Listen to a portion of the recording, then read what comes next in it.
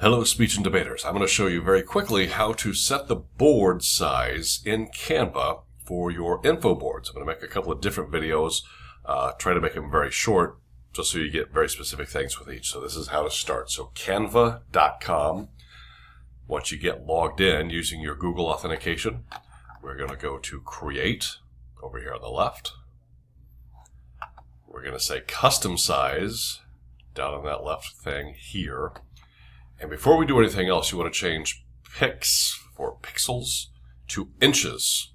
Pixels are very, very small. Inches are a little bit bigger.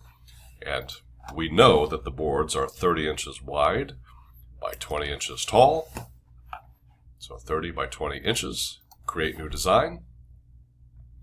And look, there's a beautiful blank board that we can do all sorts of things with, and I'll show you some other tips and tricks in other videos.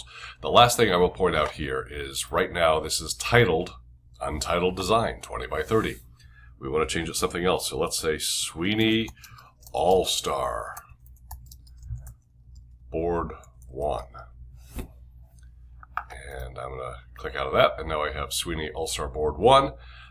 Next video, I will show you how to bring in images and do some other fun things with it. There we go.